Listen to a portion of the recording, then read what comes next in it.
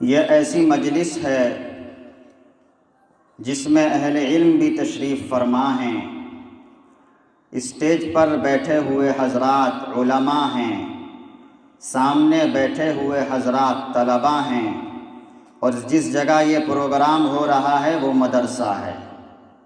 یعنی اسٹیج پر جو بیٹھے ہیں ان کا تعلق بھی علم سے ہے، جو سامعین ہیں ان کا تعلق بھی علم سے ہے، اور جس جگہ یہ پروگرام ہو رہا ہے اس جگہ کا تعلق بھی علم سے ہے۔ تو آج کی میری ساری گفتگو انشاءاللہ علم پر ہوگی۔ علم کسے کہتے ہیں؟ سب سے پہلا سوال، اگر علم کو آپ لغت میں تلاش کریں گے، ڈکشنری میں دیکھیں گے علم کیا ہے، تو آپ کو علم کے معنی ملیں گے جاننا۔ یہ لغوی معنی ہوئے، جاننا، اس کو علم کہتے ہیں۔ اب آپ جو کچھ بھی جانتے ہیں آپ اس کے جاننے والے ہوئے۔ عالم کسے کہتے ہیں؟ عالم کہتے ہیں جاننے والے کو، لغت کے اعتبار سے۔ کوئی آدمی جانتا ہے پانی کیسے پینا ہے، وہ پانی پینے کا طریقہ جانتا ہے، اس کا عالم ہے۔ کوئی مکان بنانا جانتا ہے کیسے بنتا ہے، وہ مکان بنانے کا طریقہ جانتا ہے، وہ اس کا عالم ہے۔ یہ لغوی اعتبار سے ہے، اور علم کے ایک شرعی معنی ہے، ایک اصطلاحی معنی ہے۔ علم کسے کہتے ہیں؟ علم وہ نور ہے جو چراغ نبوت سے ماخوذ ہو۔ علم وہ چیز ہے، وہ شے ہے جس سے اللہ کی معرفت حاصل ہو، جس سے حلال و حرام کے درمیان تمیز پیدا ہوتی ہو، جس سے انسانیت کا علم آتا ہو، جس سے انسان یہ جانتا ہو کہ زندگی کس طرح گزارنی ہے، اللہ کو کیسے راضی کرنا ہے، اور کن چیزوں سے اللہ ناراض ہوتا ہے، اس کا نام ہے علم۔ یہ علم کے شرعی اور اصطلاحی معنی ہے۔ اب ہمارے زمانے میں علم کی دو تقسیم ہے، ایک دینی علم ہے، ایک دنیاوی علم ہے۔ علوم دینیہ اور علوم عصریہ، یہ دو قسم کے علم ہیں۔ بہت سارے لوگ اس نظریے کے مخالف ہیں کہ علم کو دو حصوں میں تقسیم نہیں کرنا چاہیے۔ علم تو علم ہے، چاہے دینی علم ہو چاہے دنیاوی علم ہو، علم کو تقسیم کیوں کرتے ہیں؟ تو ہم نے اسے تقسیم نہیں کیا، ہم نے اسے تقسیم نہیں کیا۔ یہ تو دنیا کا اللہ نے نظام ہی ایسا بنایا ہے کہ یہ تقسیم خود بخود وجود میں آ گئی، یہ تقسیم خود بخود وجود میں آ گئی۔ اب شرعی علم کی جو تعریف میں نے کی ہے، اس کے اعتبار سے عالم صرف اسی کو کہہ سکتے ہیں جس کے پاس ایسا علم ہو جو اللہ تعالیٰ کی معرفت کا ذریعہ ہو۔ باقی دنیا میں جتنے بھی علوم و فنون ہیں، کوئی کتنا ہی جاننے والا ہو، کتنا ہی سمجھنے والا ہو، اس کو عالم نہیں کہہ سکتے۔ اب کوئی مکان بنانا جانتا ہے، آپ اس کو عالم نہیں کہہ سکتے۔ کوئی بہت اچھا انجینئر ہے، آپ اس کو عالم نہیں کہہ سکتے۔ کوئی بہت اچھا ڈاکٹر ہے، آپ اس کو عالم نہیں کہہ سکتے۔ کوئی بہت اچھا سوشل ورکر ہے، آپ اس کو عالم نہیں کہہ سکتے۔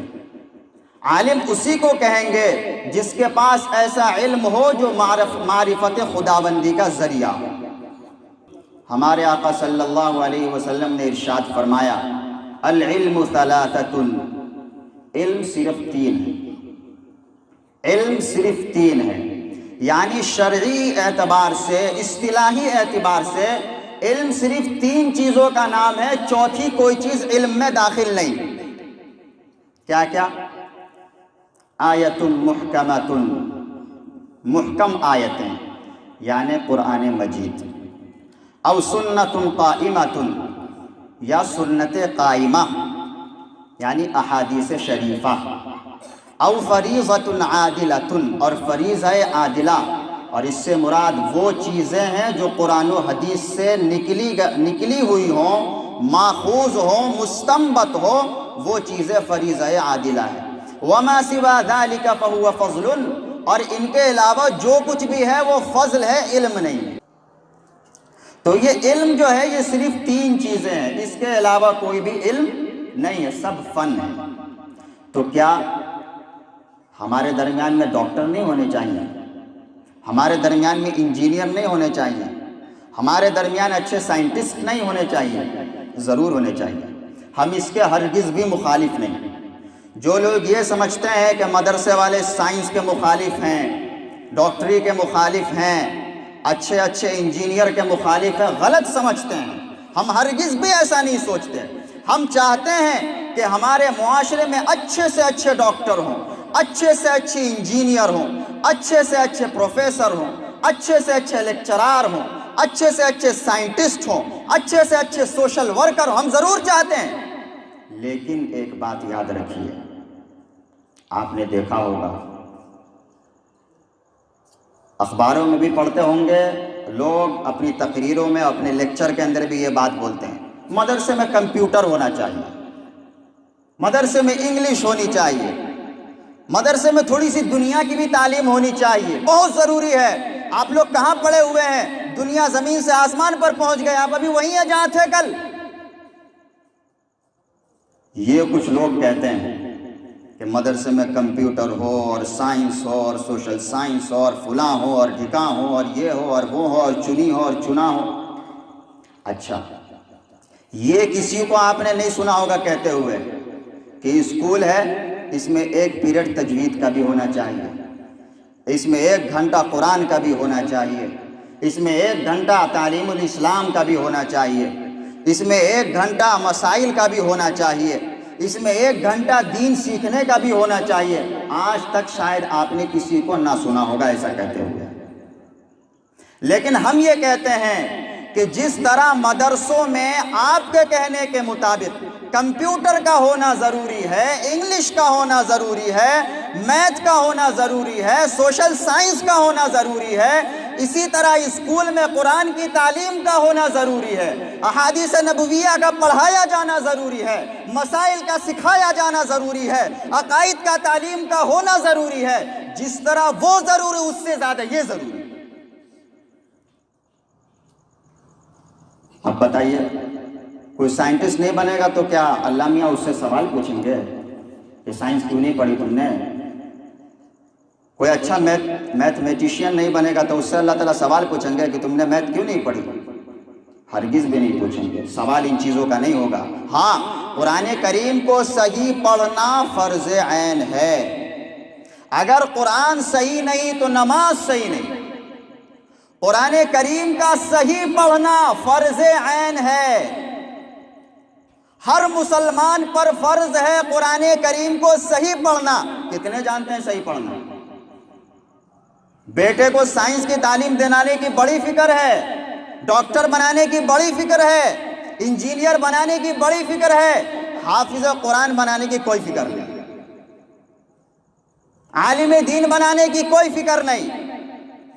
اکبر الہ آبادی نے بڑی اچھی بات کہی، ہماری ترجمانی کرتے ہوئے ہم بھی یہی کہتے ہیں کہ ہم سائنٹسٹ ہونے کے مخالف نہیں ہیں، ہم ڈاکٹر ہونے کے مخالف نہیں ہیں، ہم سوشل ورکر ہونے کے مخالف نہیں ہیں، ہم پروفیسر ہونے کے مخالف نہیں ہیں۔ آپ اچھے سے اچھے ڈاکٹر بنیے، اچھے سے اچھے پروفیسر بنیے، اچھے سے اچھے انجینئر بنیے، اچھے سے اچھے لیکچرار بنیے، اچھے سے اچھے سائنسداں بنیے، ضرور بنیے، لیکن دین کے ساتھ، قرآن کے ساتھ، شریعت کے ساتھ، اللہ کو راضی کرنے کے ساتھ۔ اکبر الہ آبادی نے کہا، تم شوق سے کالج میں پڑھو، باغ میں پھولو، تم شوق سے کالج میں پڑھو، باغ میں پھولو، جائز ہے غباروں میں اڑو، چرخ پہ جھولو۔ تم شوق سے کالج میں پڑھو، باغ میں پھولو، جائز ہے غباروں میں اڑو، چرخ پہ جھولو، بس ایک سخن بندے آج اس کی رہے یاد، اللہ کو اور اپنی حقیقت کو نہ بھولو۔ کون منع کرتا ہے سائنٹسٹ بننے سے؟ کون منع کرتا ہے بزنس مین بننے سے؟ کون منع کرتا ہے ڈاکٹر بننے سے؟ کون منع کرتا ہے پروفیسر بننے سے؟ ضرور بنیے، لیکن اللہ کو اور اپنی حقیقت کو مت بھولیے۔ جس نے پیدا کیا، جس نے زندگی دی، اور جو موت دے گا اس کو ہرگز بھی نہیں بھولنا ہے، اور کیوں پیدا کیا، کس مقصد کے تحت پیدا کیا، اس کو بھی نہیں بھولنا ہے۔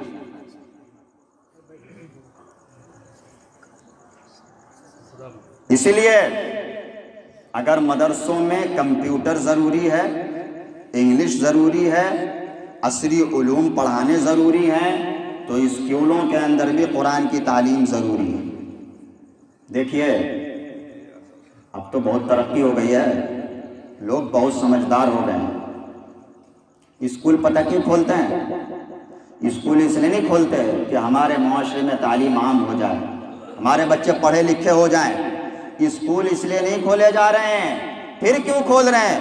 بزنس کے لیے کھول رہے ہیں۔ اسکول اور ہاسپیٹل ابھی دنیا کا یہ دو سب سے بڑا بزنس۔ تھوڑی بہت انگلش میں بھی جانتا ہوں۔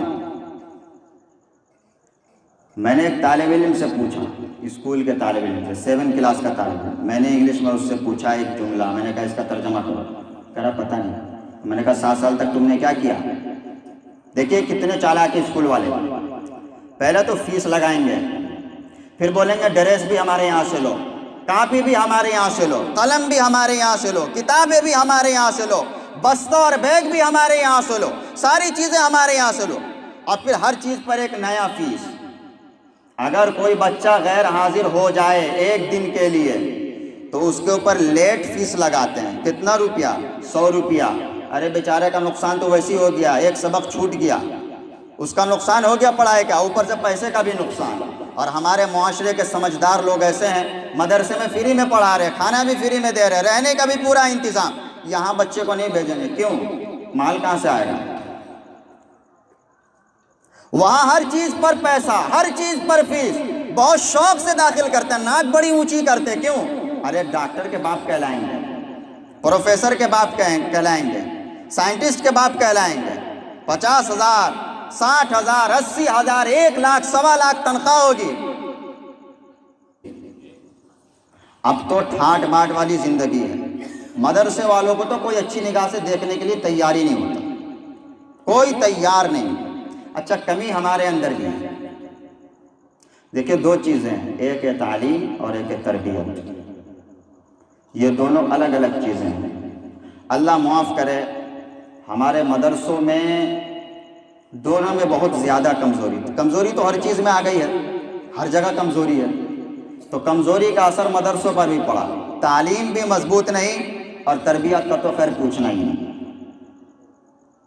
ہمارے جو بچے مدرسوں میں پڑھتے ہیں، اگر ان کی صحیح تربیت کی جائے تو انشاءاللہ غزالی اور شبلی یہیں سے پیدا ہوں گے۔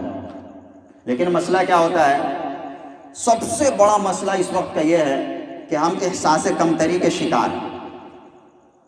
بچوں کو یہ بتایا نہیں جاتا کہ تمہارا لباس کیسا ہے، ہماری عزت اسی لباس کے اندر ہے۔ یہ بات کان کھول کر سن لیجئے۔ ابھی میں کچھ گفتگو آپ ہی حضرات سے کر رہا ہوں، یہ مت سوچا کرو کہ جینس میں عزت ہے اور ٹی شرٹ میں عزت ہے اور شرٹ میں عزت ہے اور اچھی ٹائی میں عزت ہے اور اچھی موٹر سائیکل میں عزت ہے۔ یہ ایک جنون ہے، بیماری ہے۔ بچے گھر پہ جاتے ہیں، ٹی شرٹ پہن لیا، جینس پہن لیا، لوور پہن لیا۔ تم نے کیا سیکھا مدرسے کے اندر اتنے دن تک؟ تمہیں کیا سکھایا گیا مدرسے کے اندر اتنے دن تک؟ تم 10 سال پڑھے، 12 سال پڑھے، حافظ بن گئے، کچھ دن کے لیے انگلش سیکھنے کے لیے چلے گئے، تم نے لباس اتار دیا اپنا، اپنی شکل و صورت بدل لی، اپنی وضع خطا بدل لی۔ یہ انصاف کا تقاضا نہیں ہے۔ جس نے قرآن کا علم حاصل کرنے کے بعد کسی کو اپنے سے زیادہ مالدار سمجھا، کسی کو اپنے سے زیادہ اچھا سمجھا، کسی کو اپنے سے زیادہ عزت دار سمجھا، اس نے قرآن کی توہین کی۔ اللہ نے ایسی نعمت سے نواز دیا ہے کہ کائنات میں کسی کے پاس ایسی نعمت نہیں۔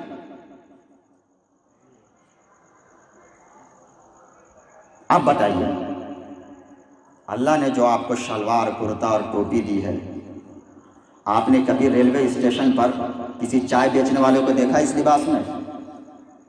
ٹرین میں کسی جھاڑو لگانے والے کو دیکھا اس لباس میں؟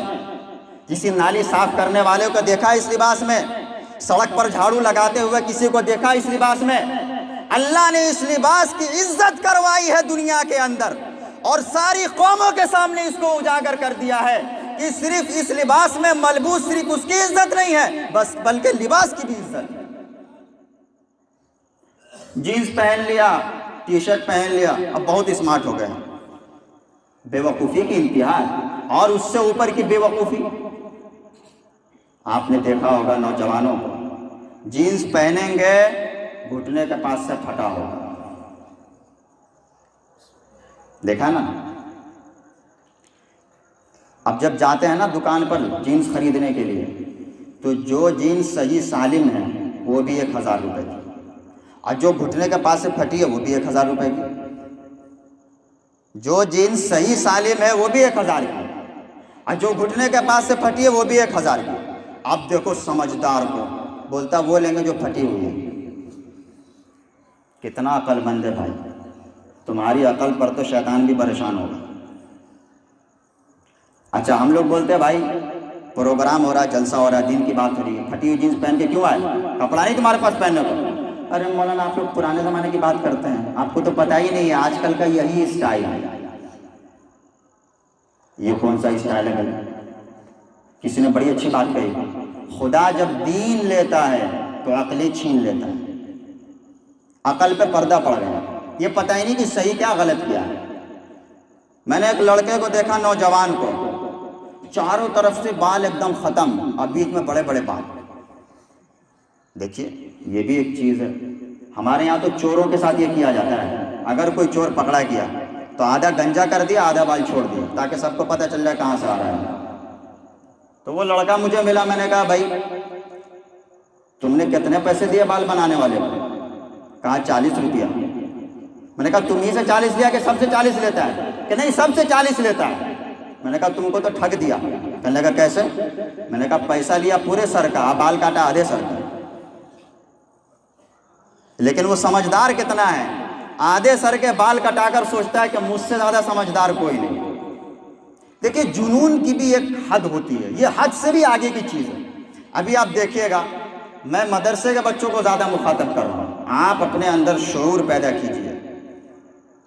اگر کوئی اچھی موٹر سائیکل باہر میں کھڑی ہوگی نا تو جو ہمارے دوسرے نوجوان ہیں ان کو چھوڑیے، ہم اپنے بچوں کو بھی دیکھتے ہیں، وہ جا کے موٹر سائیکل میں بیٹھ جائے اور اس میں آئینہ لگا رہتا ہے آگے کی طرف، دیکھا ہے؟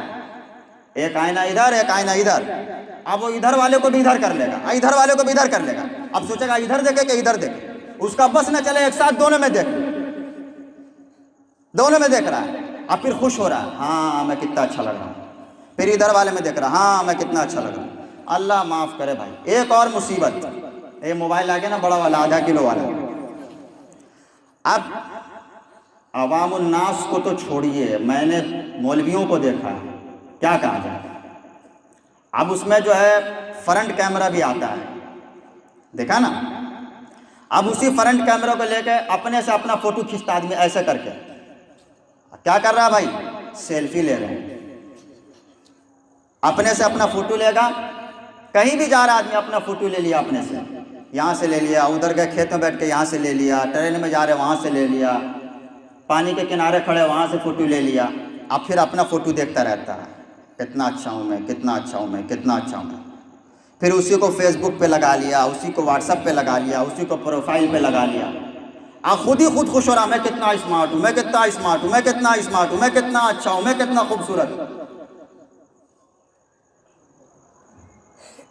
بھائی اسمارٹ تو وہ ہے کہ جس کو خود کہنے کی ضرورت نہ پڑے، دوسرا آدمی کہے واہ تم کتنے اچھے ہو بھائی۔ اسمارٹ وہ ہے جس کو بار بار کریم لگانے کی ضرورت نہ ہو، بار بار تیل لگانے کی ضرورت نہ ہو، بار بار کنگھی کرنے کی ضرورت نہ ہو، بار بار آئینہ دیکھنے کی ضرورت نہ ہو۔ جب آپ عطر لگاتے ہیں تو سونگھنے والا بتا دیتا ہے کون سا ہے، مجموعہ 96 ہے کہ جنت الفردوس ہے۔ کسی کو اعلان کر کے بتاتے ہیں کہ ہم یہ والا عطر لگا کے آئے ہیں۔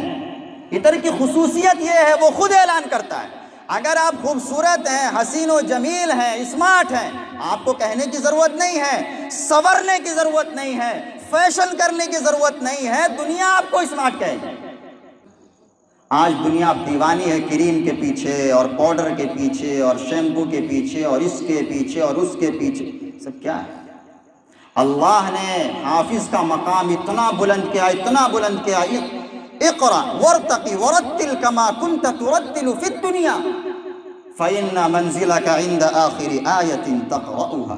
اللہ کہے گا پڑھ پڑھ پڑھ پڑھ، پڑھتا چلا جا اور جنت کے درجوں پر چڑھتا چلا جا، تیرا ٹھکانہ اور تیری منزل وہی ہے جہاں پر تو آخری آیت کی تلاوت کرے گا۔ سچ بتاؤں، ایک حافظ کا مقام اتنا بلند ہے، اتنا بلند ہے، اتنا بلند ہے کہ جب ڈاکٹر صاحب منہ اٹھا کر دیکھیں گے کتنا بلند ہے تو پیچھے سے ٹوپی گر جائے گی، اتنا مقام بلند ہے۔ لیکن ہم نے اپنے مقام کو خود ہی ختم کر دیا۔ ارے علم کی اہمیت کو کوئی کیا سمجھے گا؟ سونار ہی جانتا ہے کہ سونے کی قیمت کیا ہوتی ہے۔ ایک بیماری ہم میں اور آ گئی ہے، کیا؟ تھوڑی بہت انگلش سیکھ لیں، تھوڑا بہت کمپیوٹر سیکھ لیں، مدرسے کی تنخواہ سے تو کام ہوگا نہیں۔ یہ بہت گندی سوچ۔ میں مخالف نہیں ہوں، آپ بزنس کریے، اچھی سے اچھی تجارت کیجیے، سب چیز کریے، لیکن کبھی بھی علم کی بے حرمتی اور اس کے ساتھ حق تلفی نہیں ہونی چاہیے۔ اگر اللہ نے آپ کو علم دیا ہے، قرآن کا علم دیا، حدیث کا علم دیا، دین کا علم دیا، تو اس کی قدر یہ ہے کہ اس کو ہمیشہ آگے رکھے، باقی تمام چیزوں کو اس کے پیچھے رکھے، یہ اس کا حق ہے۔ ہمارے مدرسوں میں بہت ساری چیزیں ہیں جن پر ہمیں توجہ دینے کی ضرورت ہے۔ ابھی دیکھیے چپل کتنی اچھی طرح لگی ہوئی ہے وہاں پر، ترتیب سے۔ یہ صرف آج جلسے میں نہیں، روز اسی طرح ترتیب سے لگی ہوئی ہونی چاہیے۔ اسلام سلیقہ اور قرینہ سکھاتا ہے۔ ہم جب کسی سے گفتگو کریں تو لگنا چاہیے کسی مدرسے کا طالب علم ہے۔ گفتگو میں شائستگی ہونی چاہیے، ادب کا مظاہرہ ہونا چاہیے، اپنے اندر تواضع ہونی چاہیے۔ ہم لوگ تھوڑا بہت سیکھ لیتے ہیں نا تو سوچتے ہیں ہمارے جیسا کوئی ہے ہی نہیں، یہ بہت بڑی کمی کی بات ہے۔ بہت سارے کام ہم غلط کرتے ہیں، جیسے مثال کے طور پر کوئی مہمان آیا، اس کو سلام کرنا چاہیے، مصافحہ کرنا چاہیے، تعارف ہونا چاہیے، اپنی چیز خود استعمال کرنی چاہیے، دوسری کی چیز استعمال نہیں کرنی چاہیے۔ ایک بیماری ہمارے اندر اور ہے، اس سے کچھ مانگ لیا، کچھ اس سے مانگ لیا، کچھ اس سے مانگ لیا، کچھ بغیر اجازت کے اس کا صابن لے جا کے نہا لیا، اس کی چپل پہن کے چلے گئے، اس کی بنیان پہن لی۔ یہ سب مدرسوں کے اندر، اللہ معاف کرے۔ معاشرے میں تو بہت کچھ ہے، بہت کچھ ہے، لیکن ہمیں اپنے اوپر سب سے زیادہ توجہ دینے کی ضرورت ہے۔ ہماری اصلاح سب سے پہلے ضروری ہے، اور تعلیم سے زیادہ ضروری تربیت۔ اگر تربیت صحیح نہیں ہوئی تو علم گمراہی کا سبب بنے گا، اور اگر تربیت صحیح ہو گئی تو انشاءاللہ اس علم میں نکھار پیدا ہوگا۔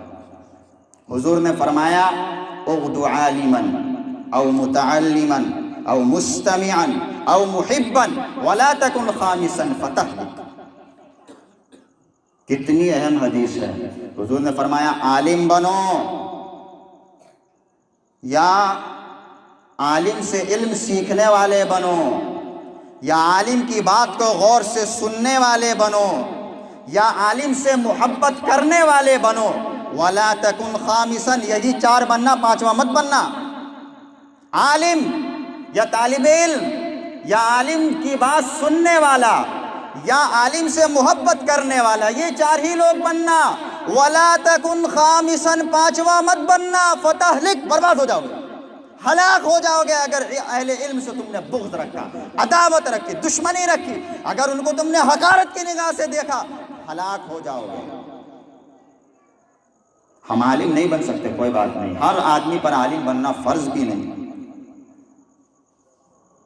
لیکن کم سے کم اہل علم کی قدر تو کریں، ان سے محبت تو رکھیں، ان کی باتوں کو غور سے سنیں، عمل کی نیت سے سنیں۔ اتنا تو کر سکتے ہیں، نہیں کر سکتے؟ اتنا تو کر ہی سکتے ہیں، جتنا کر سکتے اتنا کریں۔ ہر آدمی کم سے کم اپنے خاندان میں زیادہ نہیں تو ایک عالم تو بنے۔ اگر ایک بھی عالم ہر خاندان کے اندر ہوگا، انشاءاللہ وہ خاندان گمراہی سے بچے گا۔ لیکن علم دین کی کوئی اہمیت ہی نہیں، کوئی اہمیت ہے ہی نہیں۔ لوگوں نے سب کچھ دنیائی کو سمجھ رکھا، سب کچھ دنیا کو سمجھ رکھا۔